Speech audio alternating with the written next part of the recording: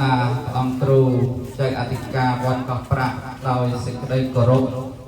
ប្រតិបត្តិកោតក្រែងប្រពន្ធខ្ពស់ក្រៃលែងសូមនមស្ការក្រាបថ្វាយបង្គំព្រះអង្គគ្រូចៅអធិការវត្តពុទ្ធអណ្ដែតទាំងសី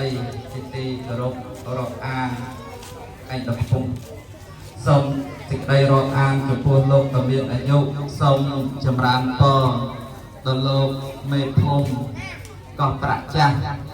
ព្រមទាំងសហការីសូមចម្រើនពរដល់លោកគ្រូនាយកសាលាបឋមសិក្សា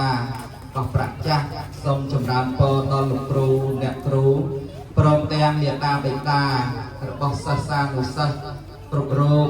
ដែលបានអញ្ជើញចូលរួមនៅក្នុងកម្មវិធីបើកប្រវេសនការសិក្សាឆ្នាំថ្មី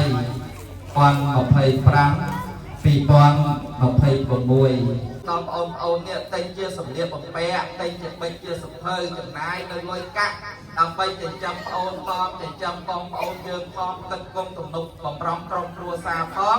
ហើយមួយចំណែកនោះផ្ដល់ថវិកាដើម្បីជូនដល់ប្អូននេះបានសិក្សារៀនសូត្រផងចុះដល់តែពេលប្អូនអត់ខំប្រឹងយកចិត្តទុកដាក់សិក្សារៀនសូត្រ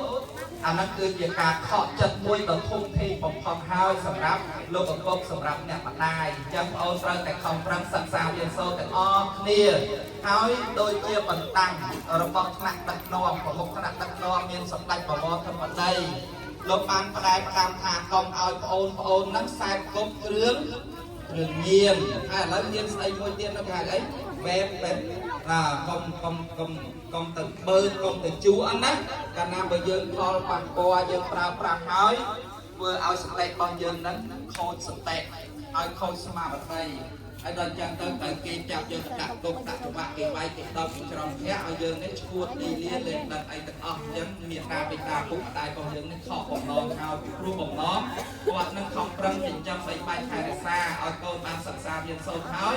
បានត្រឡប់តបស្នងមកវិញហ្នឹងគឺកូនបានចេះបានដឹងហើយមានកិច្ចការងារធ្វើល្អអញ្ចឹងទៅគឺជាសសរគ្រូមួយសម្រាប់ក្រុមគ្រួសាររបស់យើងហើយពេលចូលមកដល់សាលាហើយចឹងទៅលោកគ្រូណែអ្នកគ្រូបានរៀបចំស្អាតល្អហើយយើងញ៉ាំអីចឹងទៅកុំបោះចោលសម្រាមអីផ្ដេសផ្ដាច់នៅកន្លែងហ្នឹងមានធុងសម្រាមគឺយើងយកទៅដាក់នៅក្នុងធុងយកលេឲ្យញ៉ាំចំណីអាហារណាកុំឲ្យប៉ះពាល់ដល់សុខភាពកាលណាបើយើងមានសុខភាពមិនល្អហើយ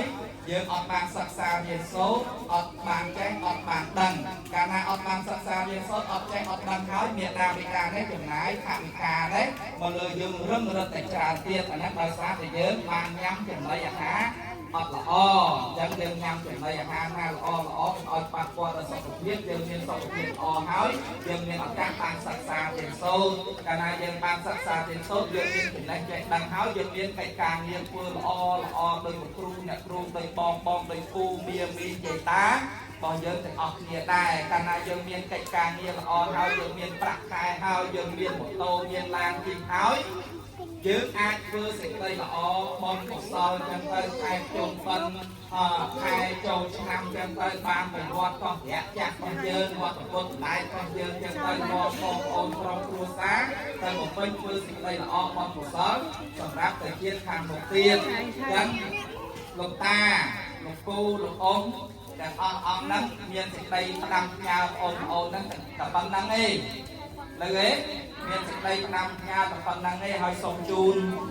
របស់របរហ្នឹងដល់បងប្អូនហ្នឹងជានិមិត្តរូបទៅ4-5នាក់ទៅចាំគ្រូចាត់ចែងកម្មហ្នឹងទៅហើយក៏មានវត្ថុអនុស្សាវរីយ៍ដែរសម្រាប់លោកគ្រូអ្នកគ្រូនោះគឺមានសូមសម្បត្តិបាន8នាក់ឯង8នាក់ហ្នឹងជូន1នាក់